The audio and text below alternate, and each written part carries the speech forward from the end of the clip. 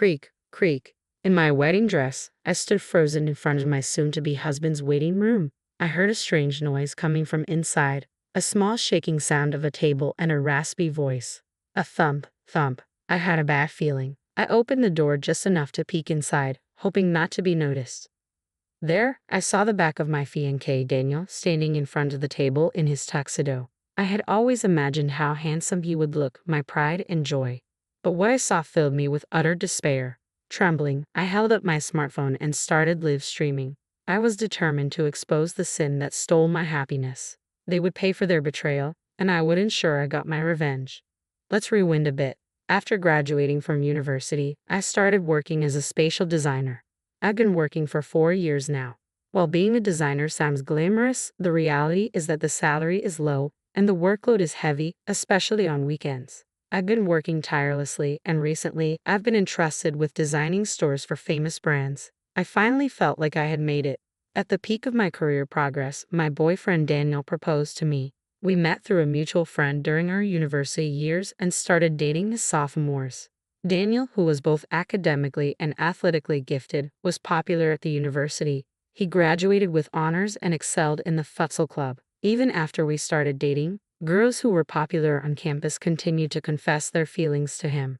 My friends thought he seemed like a playboy, but I never doubted his faithfulness. He had a good personality and looks that stood out. Daniel has been working as a salesperson for a major parts manufacturer since graduation, and he is seen as having a promising future. Lately, he's been busy with work, creating sales materials, and often coming home late. He said it was a job that could only be done on the company's computer, so he couldn't work from home. Since I usually got home earlier, I took on the majority of the house chores. I accepted it as part of our lives. Recently, preparations for our wedding and meetings with our families have kept us busy, leaving little time for ourselves. This had been a concern for me. I thought that my worries would vanish once the wedding was over and we settled into our married life. But I could never have predicted what was to come. Our 7-year relationship, which had begun during our university days, was about to end in the worst possible way. About half a year after accepting Daniel's proposal, we went back to our hometown to introduce him to my family. My younger sister, Amelia, who was 2 years younger, had surprisingly come home too. At that time, Daniel and I were living in an apartment a 30-minute drive from our parents' house. Amelia, who lived alone at a convenient distance from both our place and our parents, was meeting us at our parents' house for the first time in several years. "Huh, you're home. That's unusual. I hadn't heard that Amelia was coming." "Well, yeah. I wanted to see who my big sister was marrying," she replied. "Oh, so it's this guy. Nice to meet you. I'm Amelia." She was always overly friendly, but something about Amelia's sweet, babyish voice bothered me a little. "Nice to meet you. I'm Daniel," he greeted back in a gentlemanly way. The way Amelia grinned at that moment made a strange discomfort grow inside me, but I didn't think much of it, as Daniel didn't seem to react unusually. My sister Amelia and I are polar opposites. Amelia, who is good at winning people's hearts, always gets what she wants. She's not exactly a beauty, but her charming smile captures people's hearts. Despite attending a high school with strict rules, she was never disciplined for things like dyeing her hair or shortening her skirt. I know she received more allowance from our parents than I did, being the older one. From the day she was born, she seemed to know what to say to please others and act in a way that made her liked by everyone. On the other hand, our parents often told me that I was too serious and that I should be more like Amelia. Amelia currently works as a salesperson for a mobile phone company and has been there for 2 years. Apparently, she's consistently among the top 10 salespeople nationwide. My sister and I have completely opposite personalities. While we haven't fought since we grew older, we haven't been particularly close either. There were times I wished I could be more like Amelia, who knows how to navigate the world effortlessly. But now I have Daniel, and a happy life awaits us. Sure, there were moments when I felt envious comparing myself to my younger sister, but now, I was about to start a new family with the love of my life. I had a positive outlook on life at that time. 3 months passed, and we finished registering our marriage. Preparations for the wedding ceremony were steadily proceeding. I was mainly the one pushing forward with the wedding plans. Daniel, in his 4th year at the company and taking on more responsibilities, sometimes couldn't come home due to work. Initially, Daniel was enthusiastic about the wedding ceremony, but gradually he showed less and less interest. "Hey, about the wedding guests. I just got home and I'm tired. Can we do this another time? Besides, do whatever you like. I trust you. Oh, and I will be coming home tomorrow. He would casually dismiss wedding topics like this. Deep down, I was frustrated, but I took a deep breath to calm myself down. Are you sure you're okay taking on so much work before the wedding? Aren't you tired? I'm fine, thanks. As the wedding ceremony approached, Daniel seemed more swamped with work. I wished he could show more concern about it as my fiancé. However, I tried to remain patient and supportive. I thought that Daniel being recognized at work and increasing his income was a good thing for us as a couple, and I tried to stay positive. Amidst all this, on a weekday night with only a month left before the wedding ceremony, Daniel, who had been coming home late as usual, came home unusually early. You came home early today. Dinner is ready, I said. Before I knew it, all the house chores had become my responsibility. Thanks, but more importantly, I have something to discuss with you, he replied. What's wrong? I asked, wondering why he seemed unusually excited. Do you want to get new cell phones? If we buy two at the same time, it's a good deal. Some I do business with said they can give us a bonus for introducing their services. It was true that I had been wanting to replace my cell phone, and Daniel had been complaining about his old one. But considering the expenses for the wedding ceremony, we needed to save money. What's the bonus? New models are expensive, aren't they? It's about $4,000 for two. The bonus is $4,000. His explanation about the bonus faded as I fixated on the amount. Well, actually, I already bought them. Excuse me. He said he had already bought two of the latest smartphones, encouraged by someone he does business with. You just have to pay your share. The device fee is in installments. Though we both worked and were about to become husband and wife, we had agreed to manage our bank accounts separately for a while and discuss it again when we wanted kids in the future. So now, he wanted me to pay for my portion of the phone he had bought on his own, but what's bought is bought, and we can't return it. I remembered we were planning a surprise using smartphones for the wedding ceremony. The latest model could capture beautiful images, so maybe it was okay. Seeing Daniel looking pleased, I lost the will to get angry and forced myself to accept the situation. 1 month later, our long-awaited wedding ceremony finally arrived. I chose the pure white dress with my mother and mother-in-law. Daniel, who was busy with work and couldn't help with the preparations much, will surely be surprised when he sees me today. After entering the venue and getting ready, my close friend from university, Mila, came to greet me in the bride's waiting room. Olivia, congratulations, Mila said, tears in her eyes. Thank you. Hey, do you think the surprise will go well?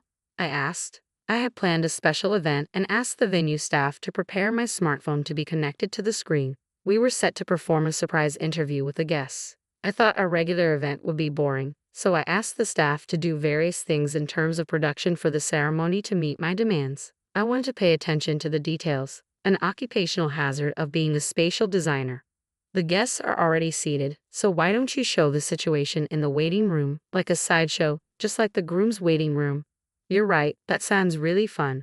Since I had planned the smartphone performance with the staff without involving Daniel, I hadn't told him about it yet. It would be a surprise if I suddenly informed him during the ceremony, so maybe it would be nice to give him a heads up and show him a little bit in advance. Feeling excited, I headed towards Daniel's waiting room. In front of his waiting room, I took a deep breath slowly, imagining how great Daniel would look in his tuxedo. Thinking that, I opened the door a little bit. Then I heard some noise, a small shaking sound of a table and a raspy voice. I wondered if he was with someone. I opened the door a bit more quietly so as not to be noticed. I saw the back of Daniel in his tuxedo, standing and facing the table.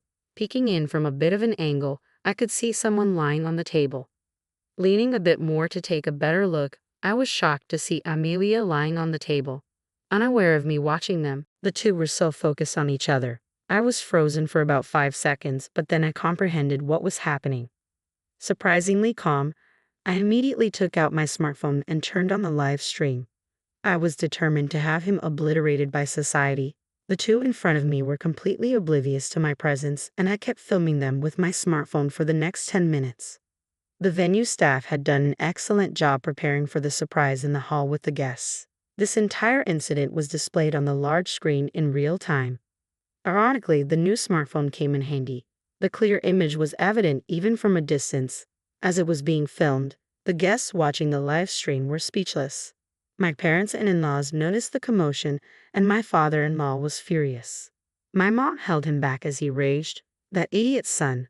I'm going to punish him right now." He recorded the images on the screen as evidence. After live streaming the whole incident, I stayed hidden and watched the situation, straining my ears to listen to their conversation. "Didn't you say that you wouldn't go back home when Olivia and I went to greet your parents?" It seemed they were talking about the time we went to greet my family half a year ago. "Sorry, I just thought it'd be fun and popped in. Your sister was a bit sucky, wasn't she?" She looked hilarious. It was tough pretending it was our first time meeting each other, but we weren't found out, were we? Anger welled up inside me. Was all that pretending to be meeting for the first time just an act? I couldn't believe they'd had a relationship since half a year ago. She basically never suspects me of cheating. I've never been caught since university. This guy was a serial cheater. I couldn't stop trembling with all the anger I had for him. I momentarily became dazed with shame and emptiness, realizing I had never doubted his fidelity once in the 7 years we'd been together since our sophomore year in university. As the two adjusted their clothing and started heading in my direction as if nothing had happened, panic set in. I needed to avoid being discovered. I stepped away from the door and quickly headed for the family waiting room. Inside, both my parents and my in-laws were there, all seemingly at a loss for words. My mother was sobbing uncontrollably, unable to accept my sister's betrayal. Although I should have been the one crying, oddly enough, I didn't shed a tear and just stood there silently. Then, unaware of anything that had transpired, Daniel and Amelia entered the room. "Dad, how do I look in my tuxedo?" Daniel asked, exemplifying the phrase "ignorance is bliss." My father-in-law trembled with anger. "Ha! What's with you all?" Daniel asked, confused. "How dare you?" my father-in-law shouted, barely restrained by my mother-in-law and my dad, who looked ready to punch him. With great effort, I calmed myself down, and my mother-in-law began to explain everything that had happened. As she spoke, Daniel and Amelia's faces turned as pale as ghosts. "Oh hell, this is... explain everything right here, right now," Daniel stammered. Apparently, they had met through work about 3 months after Daniel's proposal. Daniel, who works at a parts manufacturer, met Amelia, who works at a mobile phone company, at a social gathering between the two companies. Unaware that Amelia was my sister, Daniel seduced her, and their relationship developed into an affair. When he found out she was my sister, he didn't end their relationship. It turned out that Daniel had been having regular affairs since his university years. To have not noticed and married him filled me with an indescribable mix of emotions. I was ashamed of how insensitive and unaware I had been. "Oh, I want to marry you, Olivia. I guess you could call this me being too young and not thinking about the consequences at all. I couldn't help but cheat. I'm really sorry, but I swear I'll turn over a new leaf and be devoted to you from now on." Even if he apologized, it was too late now. I had already decided to divorce him. I had nothing to say to this utterly irrational and foolish man. But let me just say this. When you apologize, you should say, "I'm truly sorry," right? Why don't you just start over as a grown-up? "Oh, I'm truly sorry," he stammered. My sister Amelia remained silent, looking down. She was still trying to rely on others even at a time like this. Instead of feeling anger, I pitied her. I left Daniel, who didn't want a divorce, behind as I walked out of the waiting room. I hated my serious personality even at a time like this, but now handling the guests was my top priority. I headed straight to the venue and went around apologizing to the wedding staff and guests. All the guests looked at me with sympathetic eyes. Daniel's associates, friends, and colleagues said, "We will make him take responsibility." At that moment, my feelings of disappointment were stronger than my anger. However, there were people whose expressions couldn't hide their outrage, as if it were their own matter. Above all, it was clear that the two had lost their social status, credibility, and all the relationships they had built with so many people. 1 week after the nightmare wedding, Daniel lost his position at work and had to resign. Several of our mutual friends from university were also invited, but all of them said they had cut ties with him. Amelia was also fired because Daniel's workplace contacted hers about their affair. They were disowned by their parents who had loved them so much. I claimed damages from the two of them and filed for divorce. 2 months had passed since the wedding, and just when I started to think, was that incident really a dream? I received a call from the venue. To my surprise, they invited me to work as a wedding designer. Apparently, they appreciated my abilities as a designer in the planning and production of this wedding. For someone seriously considering career advancement after the wedding was canceled, it was a dream come true. I accepted the offer without any hesitation. Now, I'm a wedding designer and have become somewhat known in the industry. I work hard every day to make other people's weddings happy, even though it's ironic that I've had a terrible wedding experience. By the way, I put the smartphone up for sale on an online marketplace right after the divorce. I guess Daniel had bought the two phones for my sister at that time. Since it was a new model that had just been released, I was able to sell it for the same price as if it were new. With the payment for damages I received from Daniel and Amelia, along with this money, I'm planning a very nice, luxurious solo trip.